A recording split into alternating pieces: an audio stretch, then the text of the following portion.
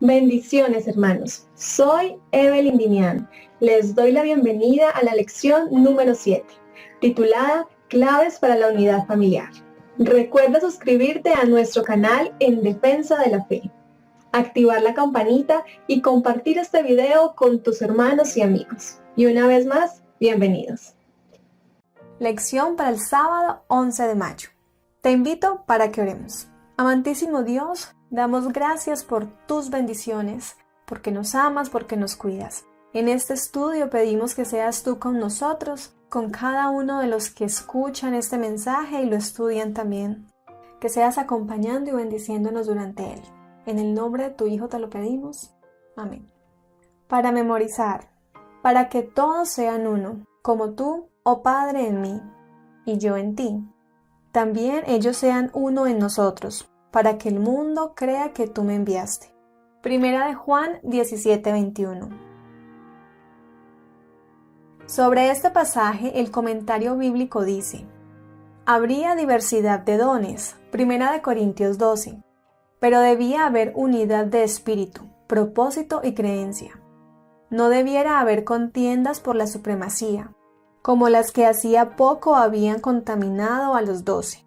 Lucas 22, 24 al 30.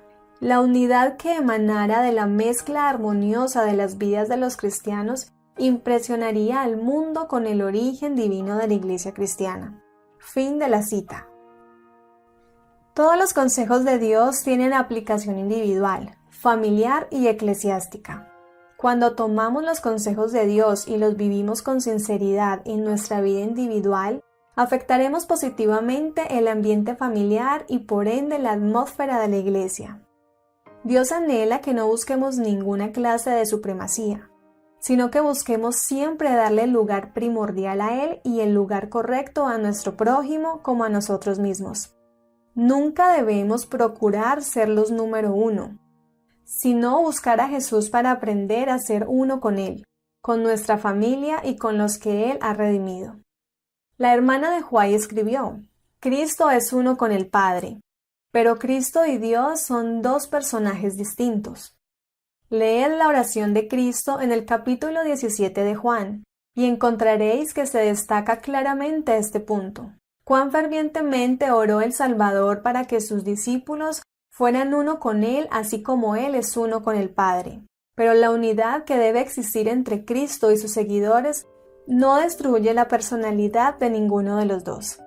Deben ser uno con Cristo, así como Él es uno con el Padre. Review and Herald, 1 de junio de 1905. Feliz semana, mis hermanos. Dios nos bendiga de manera abundante.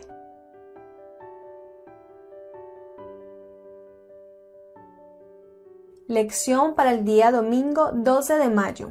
Titula: Cristo el centro. ¿Qué ilustración utiliza Pablo para describir la nueva unidad que existe en Cristo? ¿Cómo es que de dos hombres Cristo hizo uno? Efesios 2, 11 al 22. Ver además Gálatas 3:28. Efesios 2, 13 al 15 nos dice: pero ahora en Cristo Jesús, vosotros que en otro tiempo estabais lejos, habéis sido hechos cercanos por la sangre de Cristo, porque Él es nuestra paz, que de ambos pueblos hizo uno, derribando la pared intermedia de separación, aboliendo en su carne las enemistades, la ley de los mandamientos expresados en ordenanzas, para crear en sí mismo de los dos un solo y nuevo hombre, haciendo la paz. Sobre este pasaje, el comentario bíblico nos dice: con el llamamiento de la Iglesia cristiana, el Evangelio fue predicado a los gentiles. Ver Romanos 11 y 12. Muchos respondieron positivamente y así fueron hechos cercanos.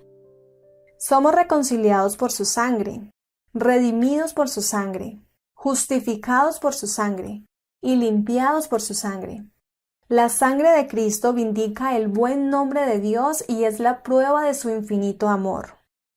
El autor del conocido himno, Roca de la Eternidad, se convirtió mientras escuchaba un sermón sobre Efesios 2:13, predicado por un trabajador de un granero, en cuanto a la relación de la sangre de Cristo con la salvación. Ver Romanos 3:25. Se cree generalmente que esta es una referencia a la ley ceremonial. Es cierto que esta finalizó en la cruz del Calvario, pero debiera notarse que el sistema ceremonial, tal como Dios lo dio, no produjo la enemistad que Pablo describe en este pasaje. La interpretación judía de la ley ceremonial, las adiciones humanas que se hicieron y las actitudes exclusivistas y hostiles del pueblo judío pusieron la base para la enemistad contra los gentiles.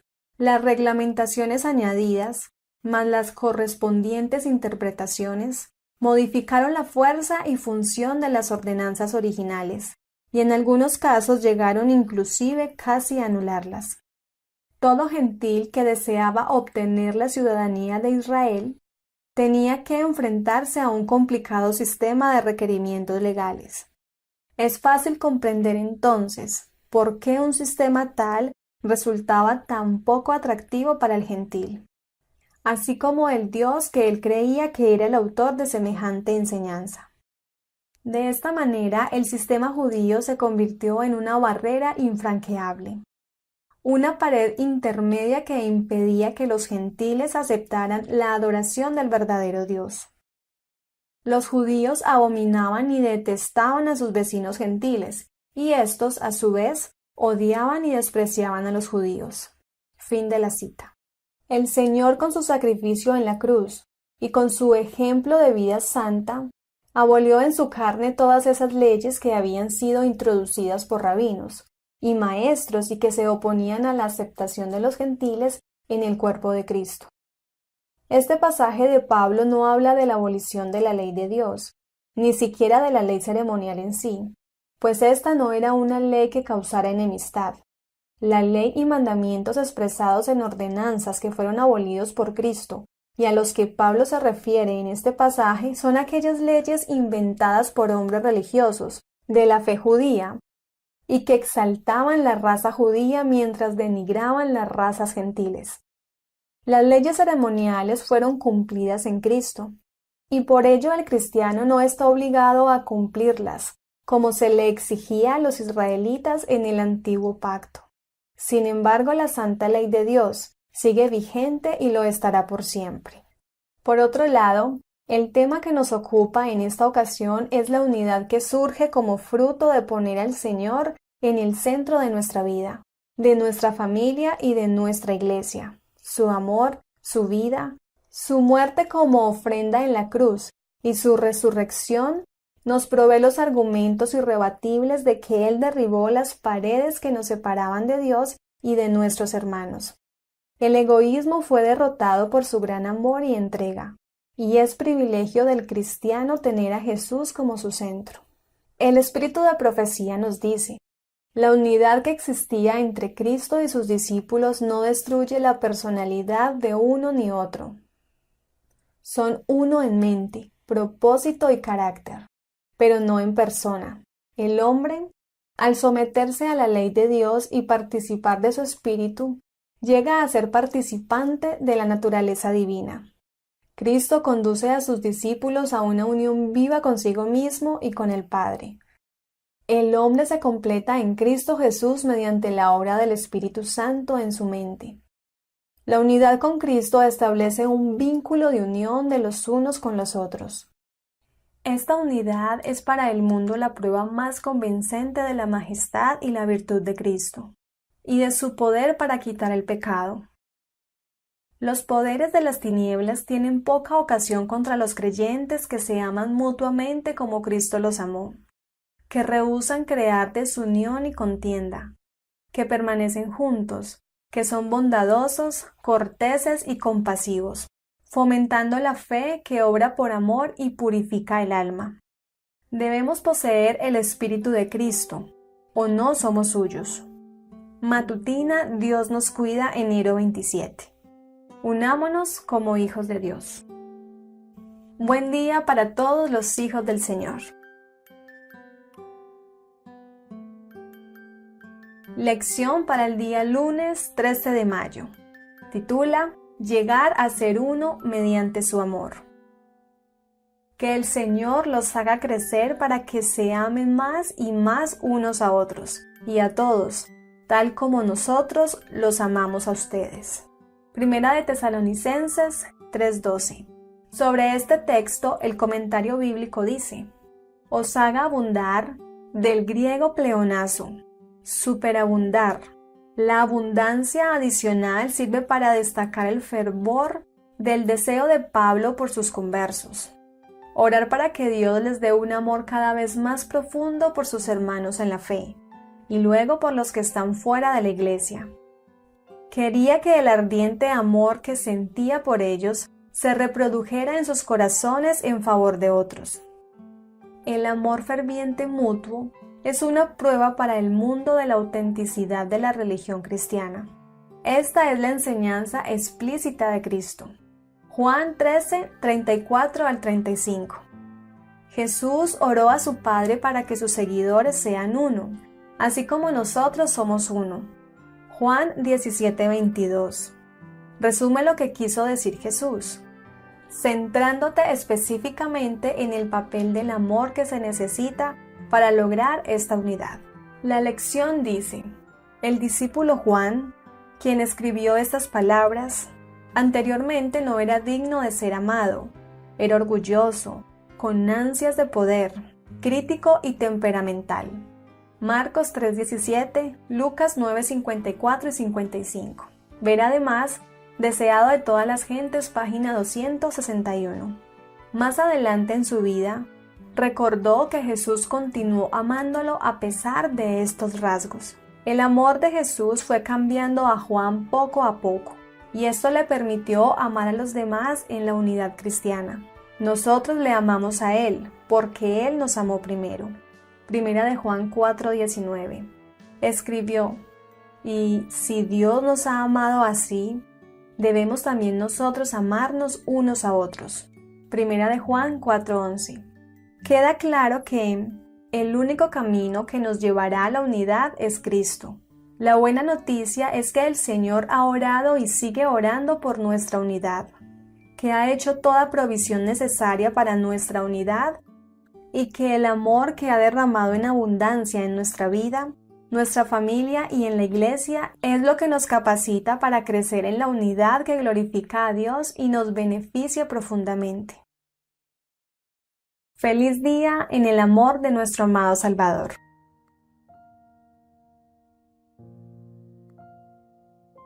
Lección para el día martes 14 de mayo, titulada El egoísmo, el destructor de la familia.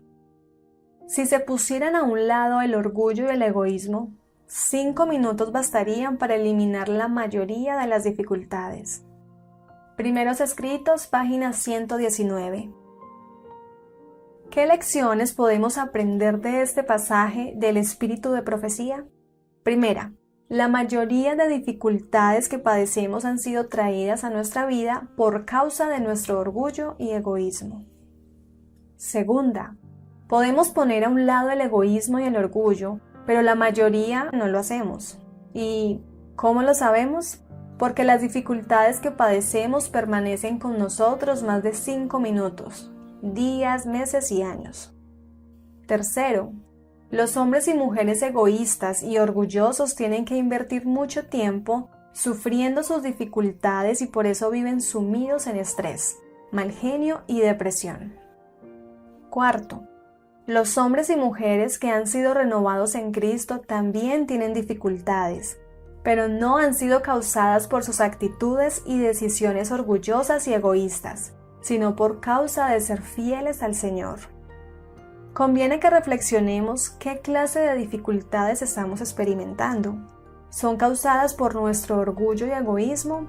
¿O han sido causadas por servir y amar al Señor y su palabra? Busca los siguientes textos.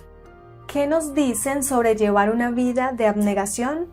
Filipenses 2, 3 al 5 nos dice: nada hagáis por contienda o por vanagloria, antes bien con humildad, estimando cada uno a los demás como superiores a él mismo, no mirando cada uno por lo suyo propio, sino cada cual también por lo de los otros. Haya pues en vosotros este sentir que hubo también en Cristo Jesús. Acerca de este pasaje, el comentario bíblico dice: ningún bien permanente se logrará por medio de un trabajo hecho con el espíritu que aquí describe Pablo, la vanagloria. No debemos trazar planes ni ir en pos de meta alguna. Si somos impulsados por ambiciones egoístas o un deseo de superar a otros. Si estos motivos están presentes, nada puede agradar a Dios, ni aunque su fin sea bueno en sí mismo. La humildad fija la vista en la excelencia ajena y se juzga desde ese punto de vista. El hombre verdaderamente humilde es sensible a sus propios defectos, pero se da cuenta de que no ve con la misma claridad los defectos de otros. Es natural que aquellos que comprenden debidamente sus propios defectos esperen que los otros no tengan esos defectos y que sus corazones sean más puros. Por lo tanto, son inducidos a creer que los otros merecen mayor respeto que ellos. Un hombre verdaderamente piadoso siempre es humilde y desea que los otros sean preferidos en los cargos y honores. Eso no significa que no ve los defectos de otros cuando son manifiestos, pero será humilde y discreto. Esta virtud cristiana rechaza la ambición por los cargos y ayuda a sentir contentamiento, no importa qué determine la providencia divina. Primera de Juan 3:16 al 18 nos dice: en esto hemos conocido el amor, en que Él puso su vida por nosotros. También nosotros debemos poner nuestras vidas por los hermanos. Pero el que tiene bienes de este mundo y ve a su hermano tener necesidad y cierra contra él su corazón, ¿cómo mora el amor de Dios en él? Hijitos míos, no amemos de palabras ni de lengua, sino de hecho y en verdad. La lección nos decía, según Elena de White escribió al comienzo, si el orgullo y el egoísmo se dejaran de lado, se podrían resolver muchos problemas muy rápidamente, mucho antes de que se agudicen y fermenten, y con el tiempo se conviertan en algo desagradable. Todos los miembros de la familia, especialmente los padres, deben corregir este pecado al pie de la cruz. El mejor ejemplo de abnegación en todo el universo, incluso si eso significa acudir constantemente a la cruz y arrodillarse en oración, con fe, lágrimas y sumisión. ¡Feliz día, mis hermanos!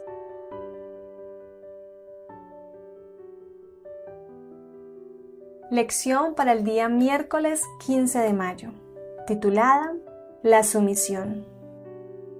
¿Qué consejo nos da Pablo con respecto a la humildad y el servicio en las relaciones? Efesios 5:21. ¿Crees que esta actitud contribuye a la unidad de la Iglesia? ¿Por qué es tan importante en el hogar? Efesios 5:21. Someteos unos a otros en el temor de Dios. Efesios 6:1 al 9. Hijos, obedeced en el Señor a vuestros padres, porque esto es justo. Honra a tu padre y a tu madre, que es el primer mandamiento con promesa, para que te vaya bien y seas de larga vida sobre la tierra. Vosotros, padres, no provoquéis a ira a vuestros hijos, sino criadlos en disciplina y amonestación del Señor. Siervos, obedeced a vuestros amos terrenales con temor y temblor, con sencillez de vuestro corazón, como a Cristo, no sirviendo al ojo, como los que quieren agradar a los hombres, sino como siervos de Cristo, de corazón haciendo la voluntad de Dios, sirviendo de buena voluntad, como al Señor y no a los hombres, sabiendo que el bien que cada uno hiciere, ese recibirá del Señor, sea siervo o sea libre. Y vosotros, amos, haced con ellos lo mismo, dejando las amenazas, sabiendo que el Señor de ellos y vuestro está en los cielos, y que para Él no hay acepción de personas. El diccionario define la sumisión de la siguiente manera: acción de someterse, sin cuestionar la autoridad o la voluntad de otra persona o a lo que las circunstancias imponen. El cristiano transformado se somete completamente a lo que dice Dios y se somete por amor al servicio de su prójimo hasta donde su conciencia y la palabra de Dios lo permiten. El hombre y la mujer en su estado natural viven en orgullo y prepotencia, es decir, cero sumisión a Dios y a la humanidad, pero esto los hace estar sometidos al reinado de su yo. Y no hay nada más cruel que tener como amo al yo. El yo es el amo más cruel que se pueda tener, porque no se cansa de exigir, y exige precisamente aquello que nos lleva a la autodestrucción. La lección nos decía, el campo de pruebas de la sumisión cristiana es el hogar. Si este principio es efectivo allí, marcará una gran diferencia en la Iglesia. Pablo pasa inmediatamente de la introducción del principio de sumisión a analizar su aplicación en la familia. 3 pares de relaciones se mencionan en Efesios 5:22 al capítulo 6, versículo 9. Las relaciones más comunes y desiguales de la sociedad.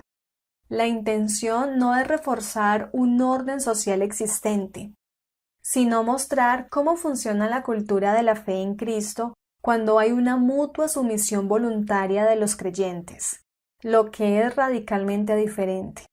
Acerca de Efesios 5:21, el comentario bíblico adventista nos dice: sumisión, humildad y sujeción son características esenciales en el creyente.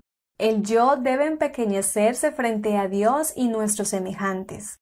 Lo que exigimos los unos de los otros, aun respecto de nuestros derechos, a menudo está en contradicción con el espíritu del amante ministerio, que es el corazón mismo del Evangelio. Juan 13, 15 al 16, Gálatas 5:15. Además de la obediencia cristiana a los mayores, a los que ejercen autoridad y de respeto hacia los que son considerados como iguales, hay también una sumisión o consideración cristiana a los que se hallan en posición de inferioridad. Esta sumisión revela consideración, caridad y respeto por la persona de todos los hijos de Dios. Feliz día para todos los hijos e hijas de Dios.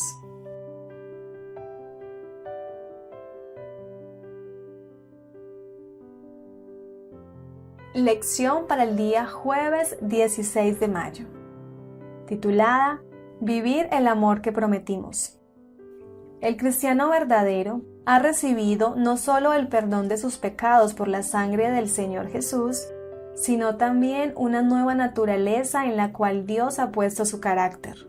Así como Dios cumple fielmente sus promesas y todos podemos estar seguros de que a pesar de todas las circunstancias, Él cumplirá lo que Él nos ha prometido, así también el cristiano está comprometido por su profesión de fe y su llamado santo a cumplir sus votos al Señor y sus promesas a sus semejantes. El esposo cristiano, la esposa cristiana, los padres e hijos cristianos deben cumplir sus promesas de amor hechas a Dios y a su familia. Debemos decir que tristemente la humanidad, en su gran mayoría, no tiene palabra. Prometen amor pero entregan engaño, prometen compañía pero entregan ausencia, prometen estar allí en las buenas y en las malas, pero a la primera llegada de los problemas se van dejando soledad y sus falsas promesas. Dios no es así, y los hijos de Dios no son así. Los hijos de Dios aman, prometen y cumplen, porque Dios vive en ellos y los fortalece para que hagan su voluntad y marcan la diferencia en un mundo que tiene por deporte hacer promesas y no cumplirlas. La hermana de Huay nos dice: me gozo en que Jesús nos sostiene firmemente. Nuestro asidero es débil y fácil de quebrantar, pero nuestra seguridad depende de que el Señor nos sostenga fuertemente. Me regocijo en Jesús hoy, esposo mío. Hemos transitado durante 30 años uno al lado del otro, afrontando pruebas y aflicciones de la vida en medio de las tentaciones y bofetadas de Satanás, cuyos dardos fueron lanzados hacia nosotros para herirnos y destruirnos. Pero Jesús ha sido nuestra defensa. Satanás ha sido rechazado. El Espíritu del Señor ha levantado bandera en favor de nosotros contra el enemigo. Nuestro sol está declinando, pero no se pondrá en la oscuridad. Jesús siempre vivirá para interceder por nosotros. En los últimos días de nuestra peregrinación, reposaremos en Dios y esperaremos en Él. Si caminamos con el Señor, nuestra fe brillará más y más hasta que el día sea perfecto, y al final la recompensa de los fieles será nuestra. Alza tus ojos, 27 de julio. Espera en Dios. Que tengas un lindo día.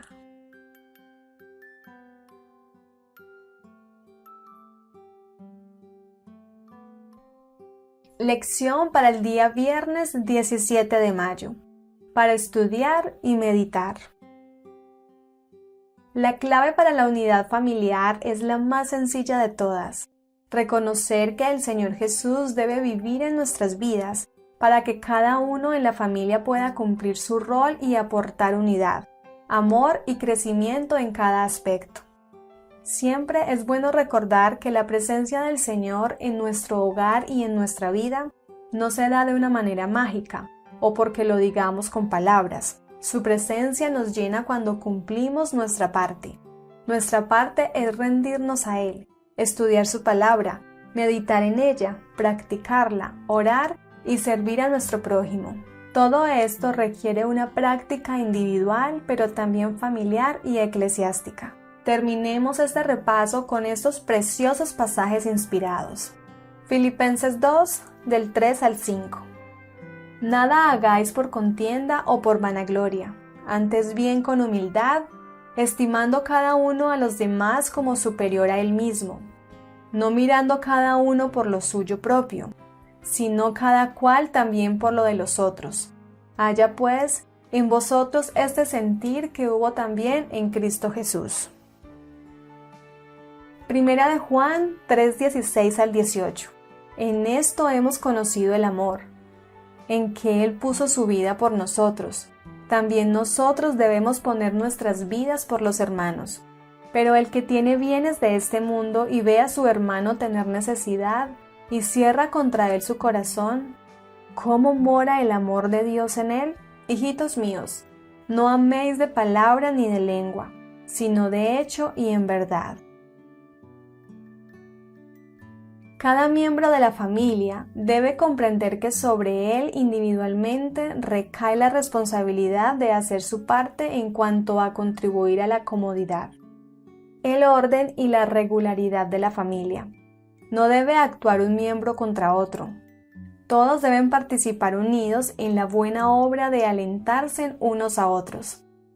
Deben manifestar amabilidad, tolerancia y paciencia. Hablar en tono bajo y sereno, rehuir la confusión y hacer cada uno todo lo que pueda para aliviar las cargas de la madre. Cada miembro de la familia debe entender con exactitud la parte que se espera que él desempeñe en unión a los demás. Todos, desde el niño de 6 años en adelante, deben comprender que de ellos se requiere que lleven su parte de las cargas impuestas por la vida. Felicidad y armonía en el hogar, capítulo 14, un círculo sagrado. Dios les bendiga, gracias por estudiar la lección con nosotros. Espero haya sido de gran beneficio para ustedes.